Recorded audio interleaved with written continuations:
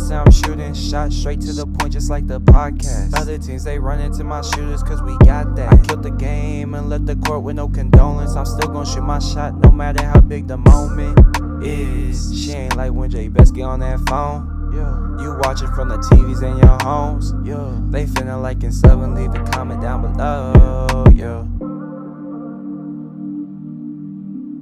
Yo, it's your boy Bess, your boy Rell, and your boy Jerrick, and welcome back to the Straight to the Point podcast, season 4, episode 5. On today's episode, we're going to talk about Rell's Ravens. Is it time to panic or chill in Baltimore? And following that, we're going to have our no huddle segment. And then in this episode, we're going to have our week 5 bets and our week 5 picks. All right, before we get into any of that, as always, we want to thank God for waking us up this morning, allowing us to talk about sports, which is something that we love to do. Without him, we would not be here right now. Fellas, y'all ready to go?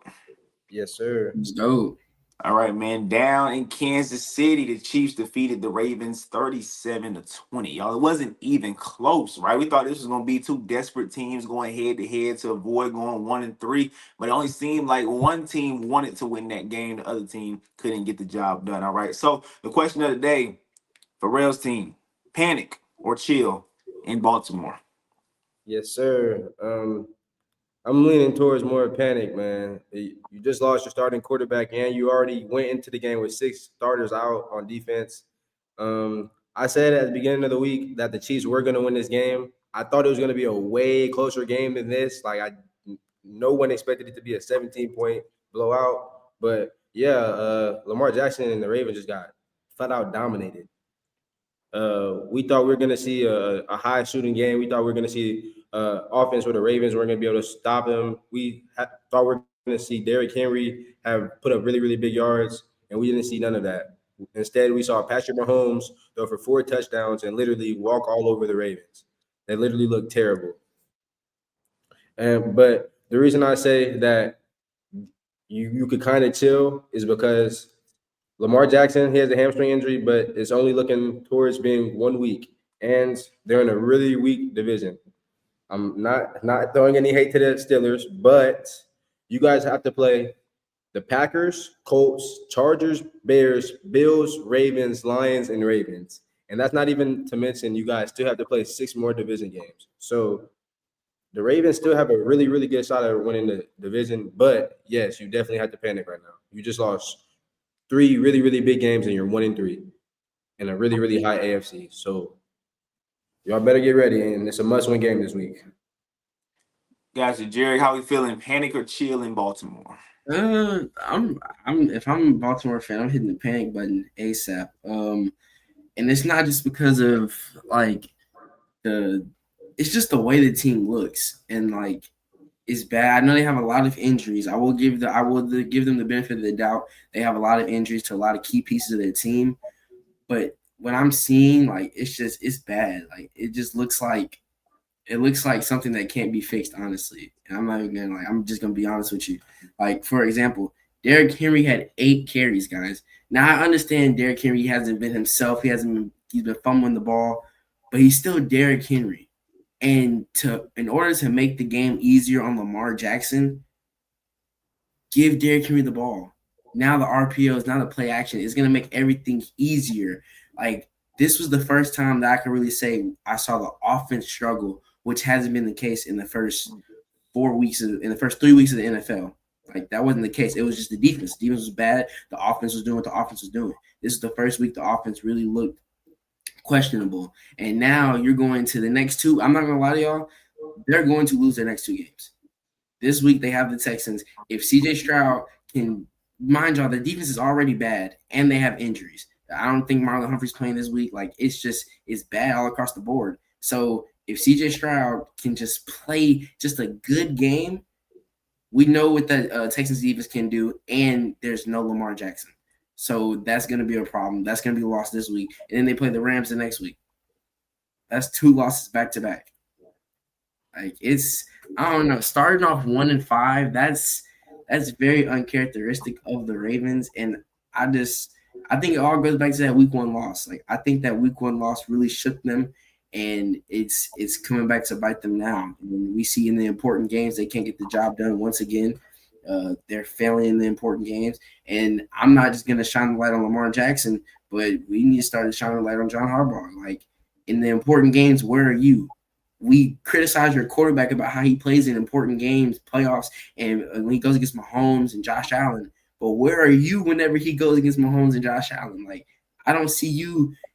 I don't like. What does he do? Honestly, I really don't know. Is he a defensive guy? Like, what is he doing? Like, because if you're a defensive coach, your defense looks terrible. Like, question marks right there. And then offensively, you're not making the game easier for Lamar Jackson by not giving Derrick Henry the ball. So what are you doing? And these big games, you're getting outplayed and you're getting outcoached.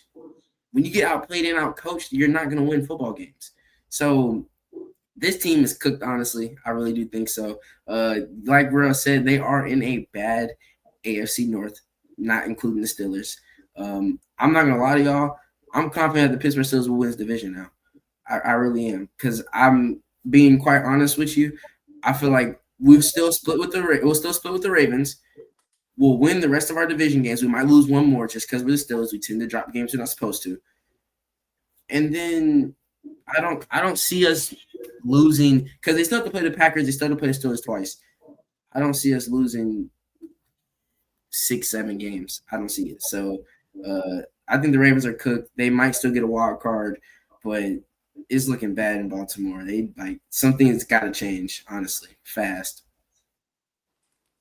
All right, so real quick, so Rell said that he still think they can still win the division. Rell, they do go 1-5. If they go 1-5, they lose to the Texans and the Rams. Do you still think they can win the division, or will you at that point say, you know what, it's still with? Yes, sir. If you listen to the teams I named earlier, like I could see you guys going 10-7. Like, you know what I'm saying? And like, that's a wild card spot. Yes. To answer your question, yes, I still have the Ravens winning the division. Jerry, that was a crazy statement that Jerrick just made. Okay, I don't think it was necessarily crazy, because I think that with the Ravens, they're at the point now where I can't just say they're a top team in the league. So if they don't play another top team, they're going to win. Like, I'm not that confident in them at this moment to say, like, going into the season, we said, okay, they got this tough opening schedule, right? Get some good teams. But then after that, they should be good because they're the Ravens. But they're not the Ravens anymore. Like, this is not the Ravens team that we saw the potential in going into this season. And I could do my thing and talk about Lamar Jackson, right? But I'm not gonna do that. I'm gonna leave that alone for a second. Let's talk about the defense and the coaching, like Jerrick mentioned, right? The defense going into this year, I think the biggest thing that we was all hyped about was the secondary, right? You bringing in Jair, you bringing in Malachi Starks, you got Kyle Hamilton, you got Nate Wiggins, you got Marlon Humphrey. The secondary is terrible. like it's bad, bro. Like, it is horrible. They're bottom 2 in passing yards allowed per game, only behind the Cowboys, who we know have the worst secondary that we've seen in recent history, right? So, like, they're giving up big chunk plays in the passing game. I get it, dealing with injuries, I got it. But the run game not looking good either. Right? The run game is looking very beatable. And normally it's okay, the Ravens gonna stop the run because they're more physical than you. So the pass should be there. Now it's like, hey, you can do whatever you want to this Ravens defense. And coaching wise, like you said, Derrick Henry not getting involved as much as he should is problematic. Right? This season, when they played the Bills, he had 18 carries from 169 and 2 touchdowns, right? Every game after that, he's had 12 carries or less. This is King Henry we're talking about. I get it. You got Lamar Jackson. You want him to go out there and do his thing, but you're better whenever Derrick Henry is running the ball. Before this season, I think last year, every game that Derrick Henry had over 100 rushing yards, they won. Right? I think against the Bills, that was the first time ever with Derrick Henry in the Ravens uniform that he had 100 plus and lost. Right? So the recipe was there with Derrick Henry. And now you're taking the ball out of his hands, which don't make sense. Even when you're down 2 possessions with Derrick Henry, you still run the football. Like, Derrick Henry, you don't stop running the football until you're maybe down 3 possessions. Because you know Derrick Henry can get you a 60-yard touchdown any given carry. Like, he's not as explosive as Saquon, where like every play can be 60, but every play can be 60. You know what I'm saying? Like, it's just a different kind of thing with Derrick Henry. And you know what? I can't help myself. I gotta talk about Lamar, because Tyrell, I need you to help me understand this. Okay, help me understand this. This is your guy. Since I've known Tyrell, Lamar been his guy. Lamar has not been my guy. That's been one of the consistent beefs that me and Tyrell has had since high school, right? But with Lamar Jackson, right, against Mahomes and Allen, it matters because some people tried to tell me, and respect to them because they got their opinions, whatever, that QB head-to-head matchups, like you can't count that because Lamar doesn't go against Mahomes. Lamar plays the Chiefs defense, right? Mahomes played the Ravens defense. Come on, let's keep it a buck, right? When it comes to the top 5 quarterbacks in the league, which Lamar is, a top 5 quarterback, those head-to-head matchups matter. We can't sit here and act like it does not matter. Whenever the Chiefs play the Ravens, we don't tune in because it's Chiefs versus Ravens. We tune in because it's Lamar versus Patrick Mahomes. When the Bills play the Chiefs, we don't tune in because it's Chiefs versus Bills. We tune in because it's Mahomes versus Josh Allen. Like that's just the way it is, right? But against these 3 QBs, not including week 1, because week 1 he had a pretty solid game. But against Kansas City, lost by 17, he had multiple turnovers, right? Last year, divisional round against the Bills, he had multiple turnovers. The AFC Championship 2 years ago against Mahomes and the Chiefs, he had multiple turnovers. Those are the only 3 games he's had multiple turnovers in the past 30 games.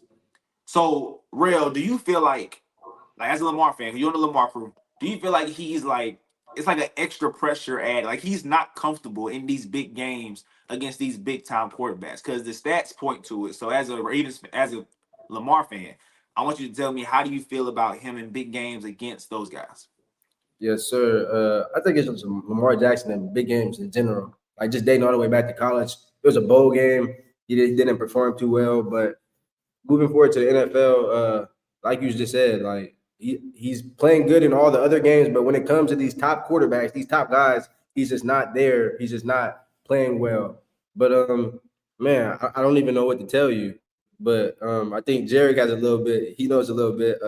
I think it has to do with John Harbaugh, bro. Like we can't put it all on the quarterback Yeah, because like all of these games that he's fumbling or he's throwing the ball, he's throwing multiple interceptions. They always come one possession within the game. So like at some point we have to blame that on the coach because like Jerrick just said, John Harbaugh, are you an offensive coach or a defensive coach? Because if you're an offensive coach, come on, like, work with Lamar Jackson. Like big games, we can't turn the ball over. But like you just said, Lamar Jackson got to take care of the ball because when Patrick Mahomes plays the Ravens or Josh Allen plays the Ravens, they don't turn the ball over.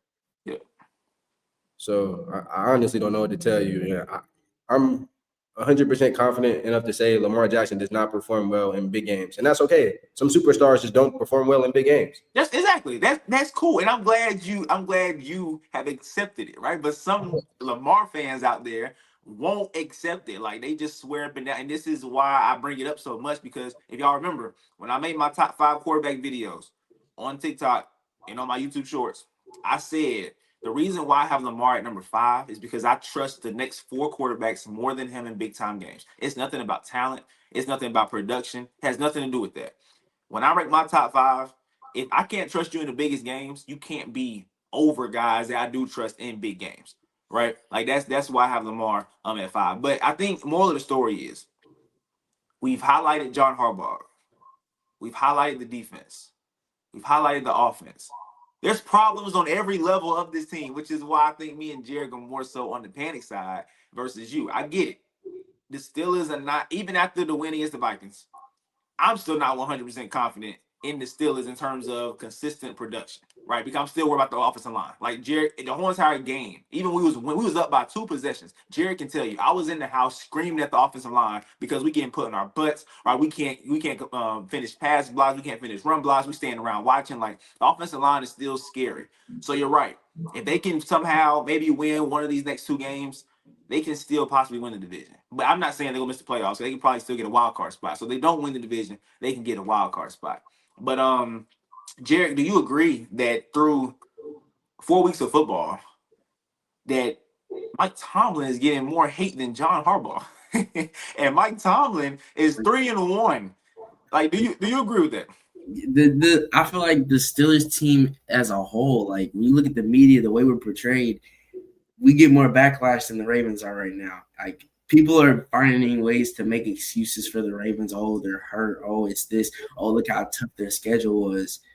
We're 3-1 and we're getting called one of the worst 3-1 teams. And like I don't get it. It don't make sense to me. And especially the coaching part. Like, and that's just been the past 5 years. Like the past 5 years, Harbaugh has had Lamar Jackson, hasn't done anything. The past 5 years, Mike Tomlin has had no QB that is comparable at all. And he's getting all the hate, all the blame. Even when we're winning games, he's still getting hate and blame. I don't know. I don't get it. Honestly, no. I really don't. But, I mean, hey, it's not for me to get, I guess, at the end of the day. So You're right, because we're still a fan, so we're biased. We're biased. And actually, being a Steelers fan don't even matter because it's still the fans that are. you're right. We just won the game, and they still said fire Mike Tomlin. Crazy to me. You're 3-1, and you're saying fire your head coach. Facts. It's Yeah, rough. It's rough, Rell. It's rough. I swear it's rough. that definitely doesn't make no sense, especially when y'all supposed to be 4-0. If Caleb Johnson doesn't, if he picks up the ball, y'all are 4-0. So that doesn't make no sense.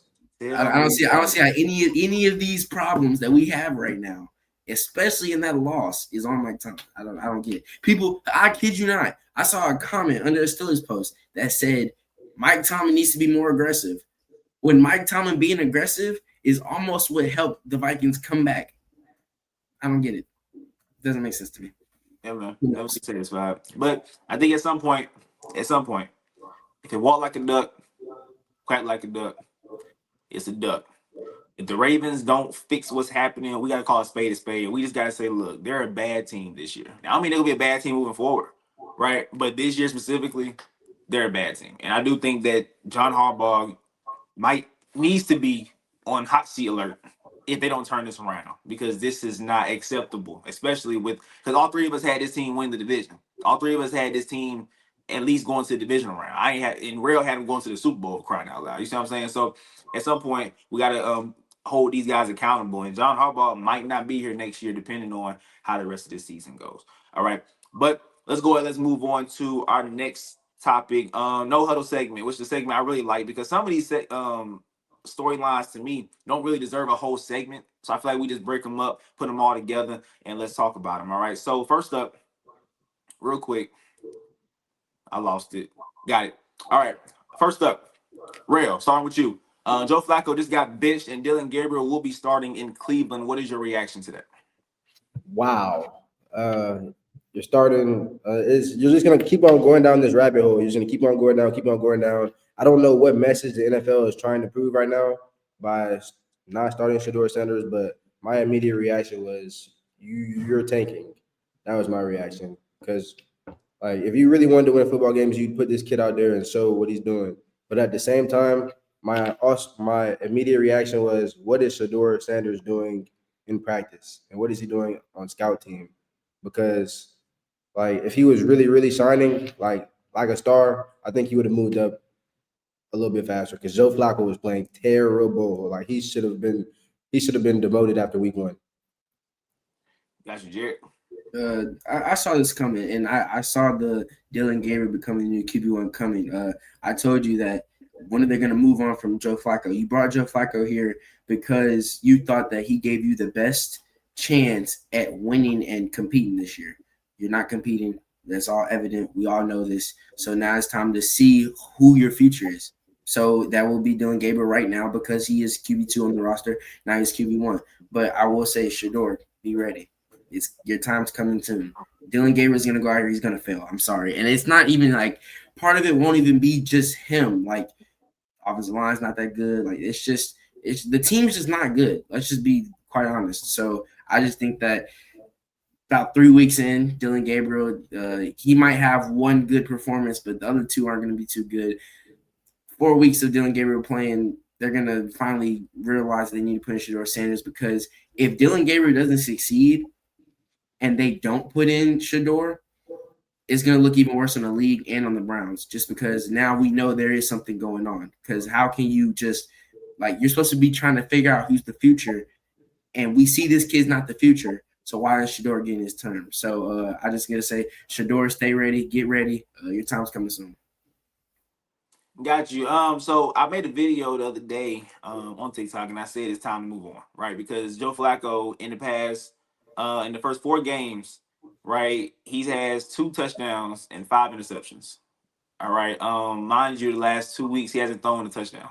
Okay, so the offense has a ceiling with Joe Flacco. Like, he's not the same, right? And when you don't give him a great offense, I think he's going to struggle. Like, because I think guys like Joe Flacco, he needs a way better supporting cast than what the Browns have because he's limited with his own talent. Right, he cannot make the offense better. He's not that kind of guy. He's the kind of guy that he can sustain what it is, and what it is right now is a bad offense. So it's going to be a bad offense if you keep Joe Flacco in there. But Dylan Gabriel, I'm not willing to slam the door on the guy. Like I didn't like him in college. Jerrick, no, I don't like Oregon for my own personal reasons. But I think with Dylan Gabriel, does the offense get a little better? Maybe he can move a little bit, right? That's something Joe Flacco could not do, and that can help offenses. We all know that. So we're gonna see what happens. But like y'all said, I think if he does not succeed, I'll give him about 5 weeks, right? And if I don't see improvement, or if I don't see, and 5 weeks is not a long leash at all, right? But y'all decided to draft 2 quarterbacks this year. Y'all decided to draft Deion Sanders' son. Y'all decided to put this big light on your organization. It's your fault. You did it, right? So if he plays bad for 5 weeks, the media, fans, the world is going to press them to put in Shedeur Sanders. Like this is the situation you put yourself in, unfortunately. So Dylan Gabriel got about 5 weeks to fix it, or to at least look good, or the world gonna come crashing down on Cleveland to put Shedeur in. And it's gonna be a big hot mess. All right. But next up, we got down in Cincinnati. So in the AFC North still, should Jake Browning be benched? Rell, let me know. 100%. This is the Bengals team who I thought was going to be a high wildcard team. Like I had them finishing fifth in the division. I mean, fifth in the AFC, all because of Joe Burrow. But like we have been saying for the past 2 weeks, the Bengals need to trade for a quarterback because it is over with. Like this O line is already bad as it is, and Jake Browning isn't making it any better. And you could tell the game plan that Zach Taylor put together this week was our O line is so bad we have to get the ball out in 2 seconds. Just throw it up to T. Higgins or throw it up to Jamar Chase. And like I don't know, like you said last week, Jake Browning wasn't this bad 2 years ago. At all. He's just been looking terrible. And every single time he gets any bit of pressure, you guys remember this from Kenny Pickett, but anytime he gets any bit of pressure, he's scrambling out the pocket. Like I'm out. I'm throw the ball out of bounds. Like I don't know. It's definitely time to move on from him. And I don't know, if like we always say, if you go trade for Jameis, he's gonna get you a better production than that. Russell Wilson, anybody around the league, Anthony Richardson. Like there's guys, spend a 3rd-round pick on somebody just to keep the season alive. Yep. Facts, Jerrick. Yeah, they're 2-2. They have 3 tough games coming up. So if Jake Brown's gonna be your guy, basically what you're telling not only us as the media, but what you're also telling your organization is you're throwing this season down the toilet. And I feel like that is just another example of how bad this organization is, because that's literally money wasted. Look at how much money they gave T. Higgins. Look how much money they gave Jamar Chase. You're basically giving them free money right now because we don't know how good they can be because they're being held back by their quarterback. Their quarterback, he's not good. I mean, and like I said, I don't know what happened in the span of 2 years. I don't know. Did him not playing at all last year hurt? I don't know. Like he looked solid 2 years ago when Joe Burrow went down. Now he just looks god awful. And like there's nothing the Bengals can do to help because your O-line is terrible. Like if you can't succeed with this offense, given yes, their offensive line is terrible, but you have 2 great weapons. Like literally giving them the ball should not be. Jamar Chase should not be in a situation where he's yelling at the coach to get him the ball. And if you watch the Vikings game, Carson Wentz, right out the gate, they gave Justin Jefferson like 3 targets on the first drive. It didn't make any sense to me. And he was just open. Like, I didn't know what was going on. Like, it just, whenever your backup comes in, I feel like that's when wide receiver ones, they start licking their chops because it's like they're going to rely on me more because it's a sure thing. We don't want backups to come in here and have to just dissect the whole defense, make pre-snap adjustments. We're not asking you to do all that. We're asking you to get the ball to your weapons. That's what your number one guy is, especially when your number one guy is Jamar Chase. Like, that's what I'm not understanding. Your number one guy is the second best wide receiver in the league. Get him the ball. And since Jake Browning can't do that, if you don't want – and it's like I said, it's not even about just the season at this point. It's about the fact that you're just wasting money. So go get a Jameis Winston. Go get a Russell Wilson and let them play the season out. And like Rell said, you're still 2-2. You play in a weak division. You have time to turn this thing around. You still have the Jets, the Bears, the Patriots, the Browns on your schedule, the Dolphins, the Cardinals. You still have games that you can win if you just go get a quarterback, and you could be in contention for a wild card spot.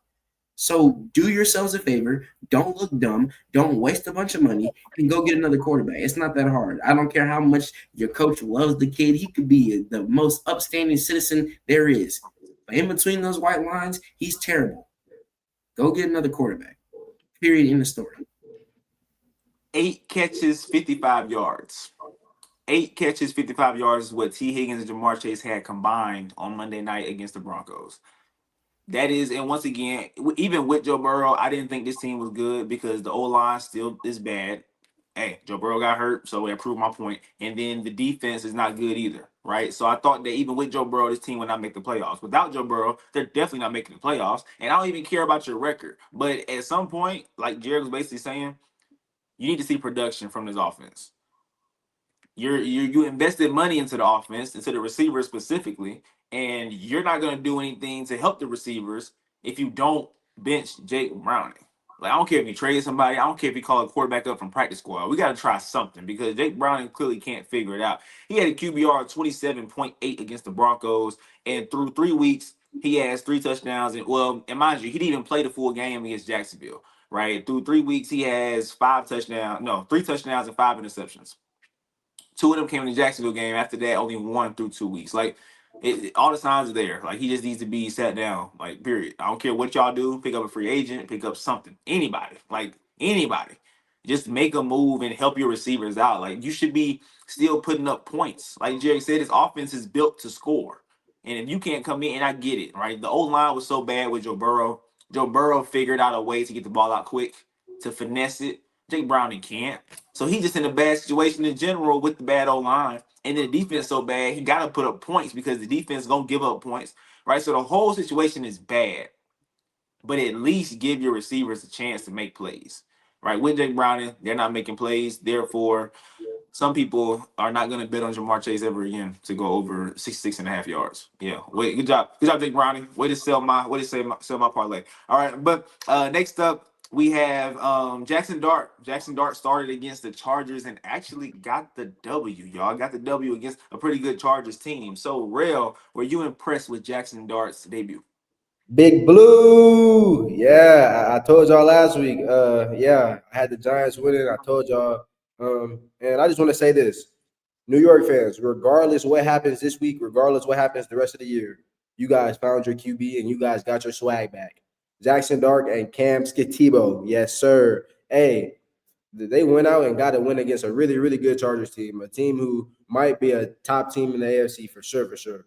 And Jaxon Dart to go down and score in the first quarter, like you got your swag back. And I saw the dance you hit. Like, hey, I know everybody saw Jaxon Dart post Justin Herbert's girlfriend before the game. Like, guys, New York has their swagger back. I'm telling you. And they just lost their number 1 receiver with Malik Neighbors. You still found a way to get the job done. Hey, Jaxon Dart, he's the guy. I'm telling you. Even with a really, really good Chargers defense, they took away a whole bunch of passing lanes, and he was still scrambling around, still getting extra yards. Like, I'm telling you, New York, hey, it might not be this year. Next year, when Malik Neighbors get back, I'm telling you, y'all got something. Y'all got something. Jared, go ahead. Pee on the parade. Go ahead. Go ahead and be that guy. Be that guy. Go ahead. 13 for 20, 111 passing yards, 1 passing touchdown. QBR of 44.1. 10 rushes, 54 yards, and a rushing touchdown. I'm not impressed whatsoever. I'm not impressed at all. I'm not. Now, granted, I will give you the benefit of the doubt. Your wide receiver number 1 got hurt. I give you all the credit in the world for still winning this game. But no, it's not time to throw a parade in New York. It's not time to get happy or get excited. It's not. Like, I didn't see anything that makes me say, oh my gosh, this guy is going to bring us success in the future. And if y'all did, I don't know if we were watching the same game or what. Like, I just didn't see it. I didn't. I think the only difference between him and Russell Wilson is he didn't turn the ball over. Quite frankly, he didn't turn the ball over, and he's more athletic. So those 10 carries for 56 yards, Russell Wilson couldn't have done that. But other than that, I didn't see anything drastically different. I didn't. Which, mind you, not turning the ball over is a major, major thing. So I will give you credit to that. But like I said, this Chargers team, they're a little hurt. I think this is more credit as much to their defense. Stepped up big time. Their defense actually played like we thought they would be all along. Justin Herbert had a bad game. 2 interceptions, 1 touchdown. It just wasn't good. But I think this is more so the Chargers lost more than the Giants won. Now, yes, it looks good. This is the Giants' first win of the season with their new QB. It looks good. The little moment that him and Brian Dable shared together is so good. The little speech in the locker room, like Rell said, him posting Justin Herbert's girlfriend before the game, the swagger, it all looks good. That's fine. That's what New York's all about. New York is all about clicks and likes and media. That's what it's all about. Look at the New York Knicks. They've done nothing. Absolutely nothing. And yet they're still in headlines. Yet they're still all over the news because they're in New York. So, yes, Jaxon Dart's first win is going to bring swagger to the city. Bunch of confidence. I'm not moved at all.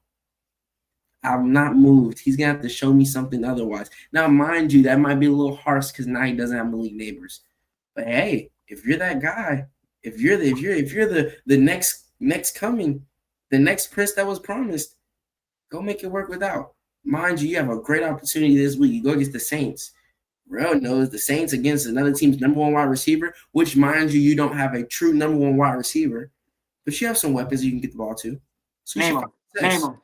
Name them, please. Wan'Dale Robinson, speedster. I don't know why you're laughing. I really don't. I'm so serious. Is this not the guy that went for over 100 yards against the Cowboys? Against the On worst Dallas, secondary of all time. defense. Bro, your secondary is not too much better. Let's not start. No, Your secondary is not too much better. hey, but Dallas allows the most explosive plays in the NFL. That's fine. That's okay.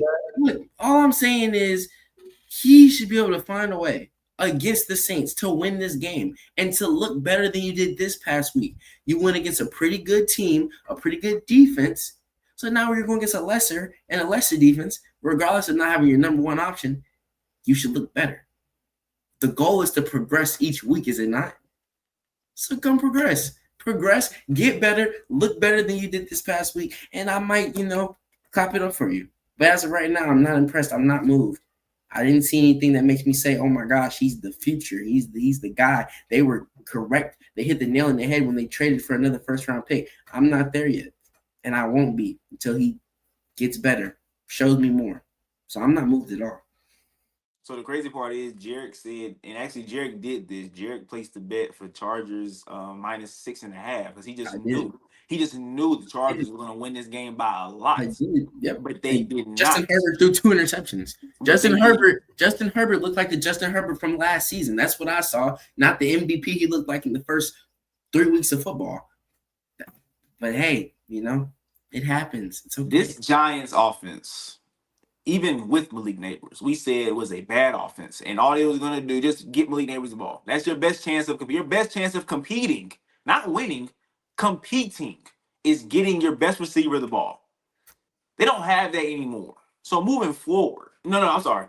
In that game, without Malik Neighbors, he still found a way to put points on the board. He still found a way to win the game. Because what you also didn't include is that he also had a rushing touchdown. He also had 10 carries of 54 yards. I saw him on a 3rd and short, break a tackle from a linebacker, then run the opposite way and get the first down. Right? I'm seeing him put the ball on the ground, and he's not scared of contact. It is a confidence that he's bringing to this team that maybe made the defense play better.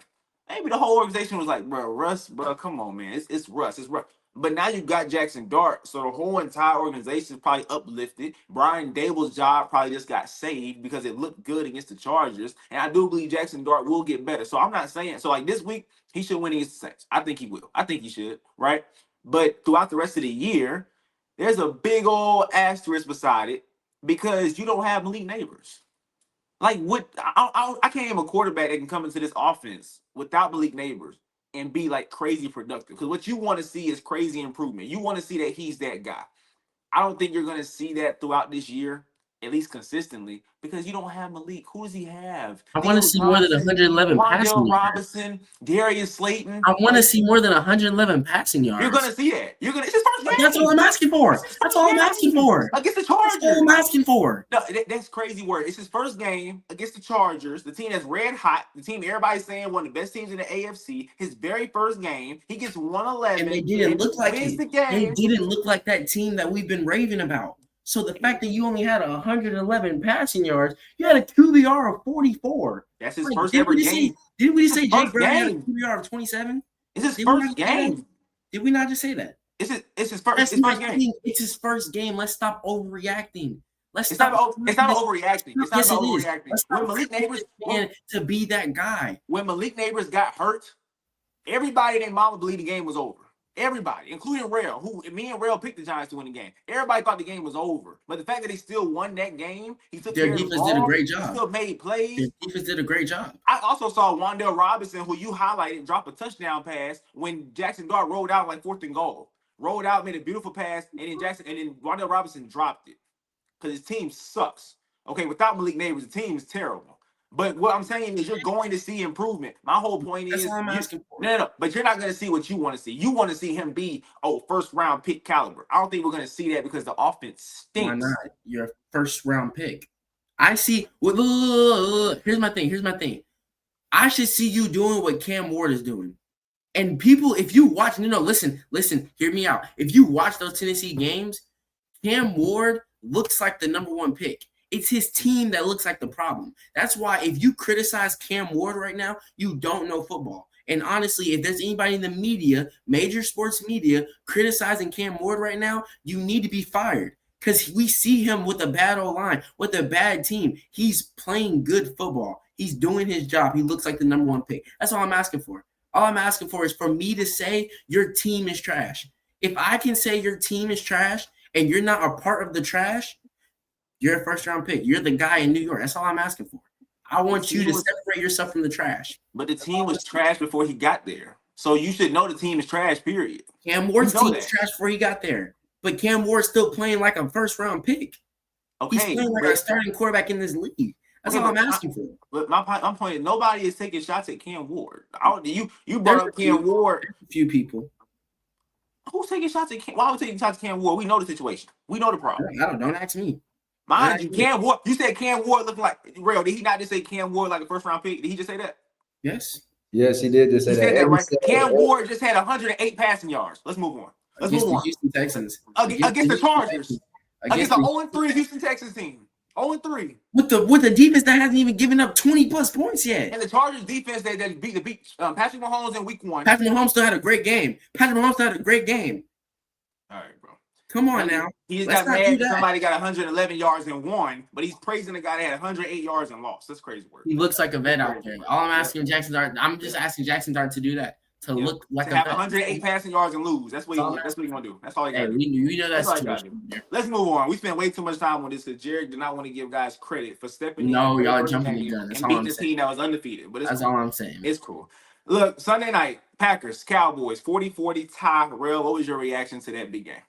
It was a really, really good game. It had me on the edge of my seat the whole time. My reaction to the game is the Packers' offense is in rhythm, and the Dallas Cowboys, their offense is in rhythm too. And your boy GP was looking real, real good, man. He was looking like the playmaker that we all know him as. But this Packers team, for the most part, the defense is really healthy. I don't think the Cowboys should have put up 40 points. And it hurt me so much that this game ended in a tie because, like, if the Packers would have managed the clock a little bit better at the end of the game, I feel like they were trying to, like, just slow down all the way.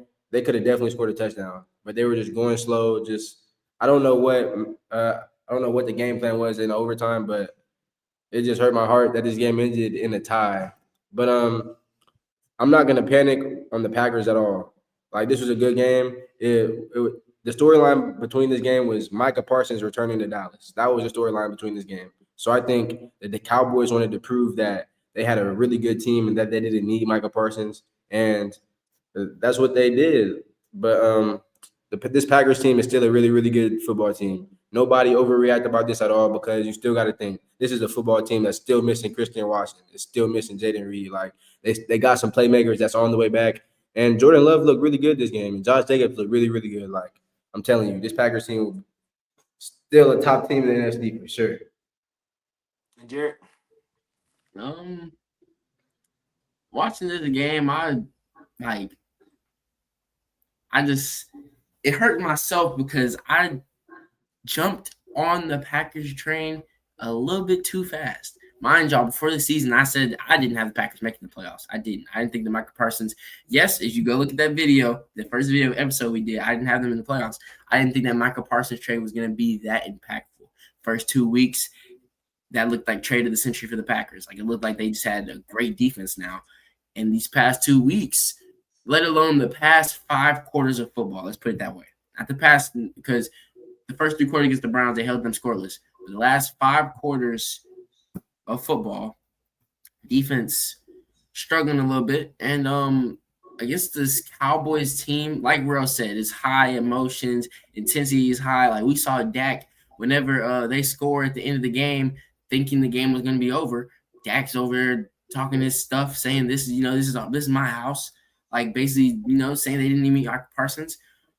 But if I'm the Packers, like not having CD Lamb and to let the Cowboys put up 40 points, like that got to be a head scratcher. I'm not gonna lie, it has to be. Now, I would hope that the Packers can just tell themselves, okay, this is an emotions game. This is one of those like unpredictable type of moments, and the rest of the season don't look like this. But what I've seen the past 2 weeks, I'm not confident they can beat this Eagles team at all. I'm not confident they can beat the Eagles. I'm not confident they can beat the Rams. Like, I'm not so confident in this team. And I'm not confident they will beat the Lions a second time. I'm just not over the past 2 weeks of football I've seen. But I still think they are a pretty good football team. Kudos to Dak Prescott. He did play a great game of football. He really did. He eliminated Michael Parsons completely. The whole offense did. Eliminated Michael Parsons completely and that pressure of the pass rush. He had a great game without CeeDee Lamb. So kudos to Dak Prescott. But yeah, Packers have some question marks for me after this game. I'm gonna keep it short and sweet. The biggest question mark that I have is Jordan Love, and for the reason being, yes, he had a great game, but if we look at the 2 critical moments in the Cleveland game and the Cowboys game, the Cleveland game he threw the interception, right, that allowed Cleveland to be on the goal line. I think they scored a touchdown that tied the game, right. Against the Cowboys at the end of that game, he almost lost the game. Like that whole not spiking it and waiting until like it was 20 seconds left on the clock. He tried to run a play with like 9 seconds left, or he dropped back, threw the ball. Luckily, it hit the ground before with a second left. Right? Like that's not planned. Nobody can look at me and say, "Oh, they plan to do that." No way. There's no way you planned to had a ball hit the ground with a second left in the game. Right? Even Matt LaFleur, when he came up to the sideline, LaFleur was like, what you doing? Like, what was that? Right. So I think Jordan Love is the weak spot on this team. And in 2 critical moments, we saw him make 2 big mistakes.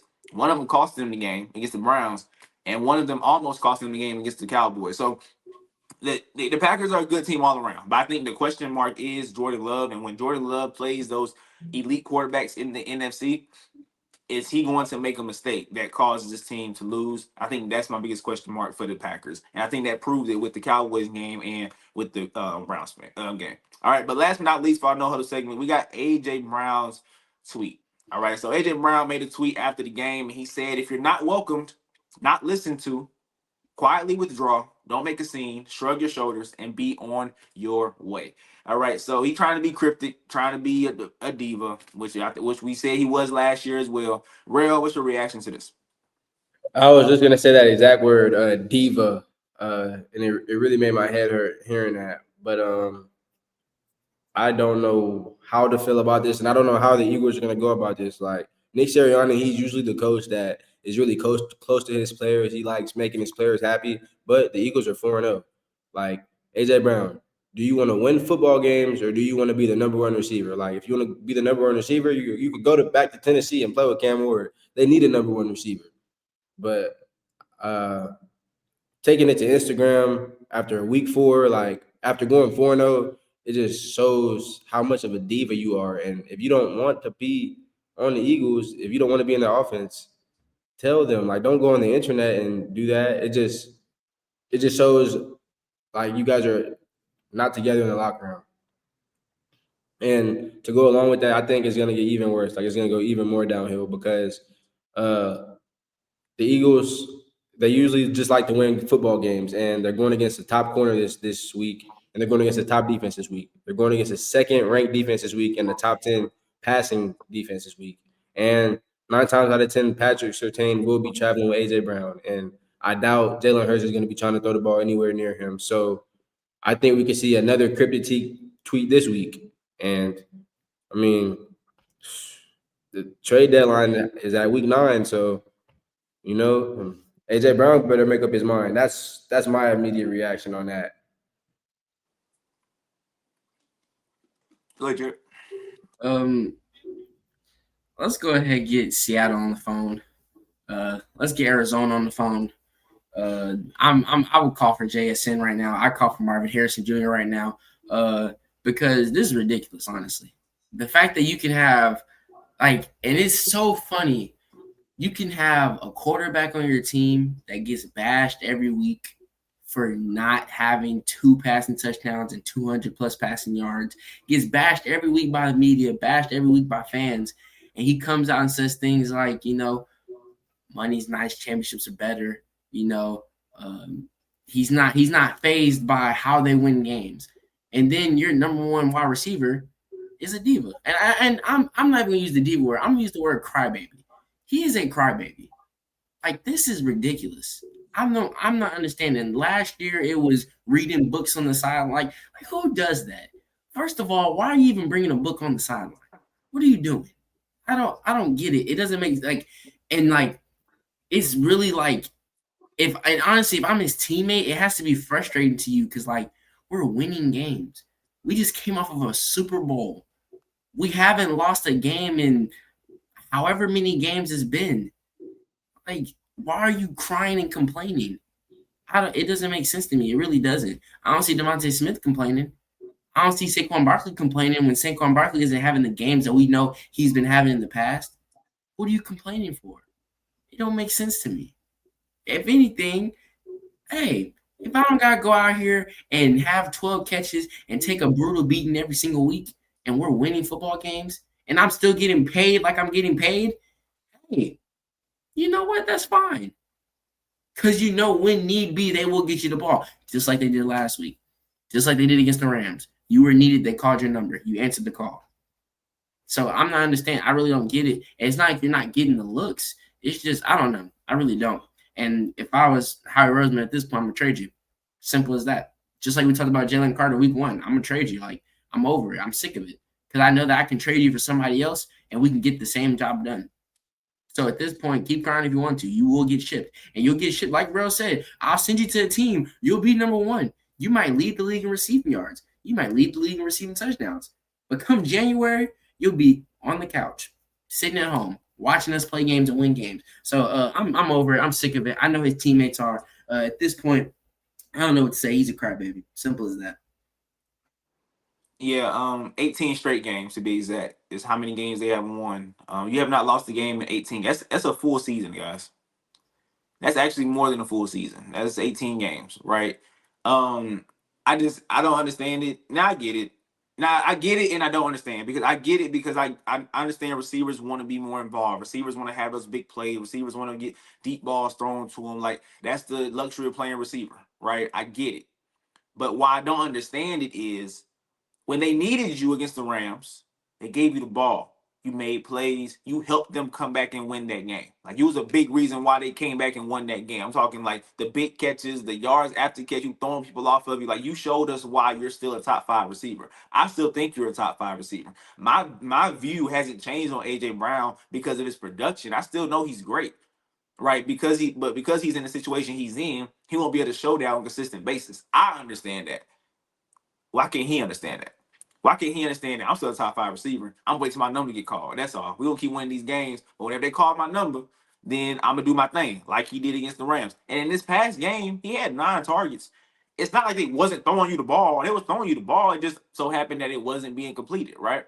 So, AJ, I don't get it. And as a from an organizational standpoint, what you don't want is an internal cancer, right? What you don't want is something, because you're already getting, first of all, you're getting all the attention for two reasons: because you're winning, and because Jalen Hurts, everybody think he just sucks and he's on a really good team, right? So you're already getting crazy attention. What I don't need is somebody else to bring more attention to us, right? And it's negative attention. You sending out tweets like you 15 years old. Like, come on, man, go talk to the front office if you need to. But I just don't understand that if me, a 22-year-old, doing a podcast on YouTube, can see that, look, you're gonna play your role, and when they need you, they need you. When they need you, they will give you the ball. If I can see that, why can't you see that? You getting paid millions to be on a winning team, and you're more worried about how many catches, how many yards, how many touchdowns you got more than what y'all are doing right now. So, like y'all said, at some point, bro, we got to get rid of this cancer, because this is the second year that it happened. Last year it happened. We started feeding him. He got quiet. This year it happened. I'm not going to keep just feeding you to make you be quiet. Like, I'm going to keep doing what I'm doing to win games. So at the end of the day, it's about the Eagles, not about A.J. Brown. All right? They feeling like in 7, leave a comment down below.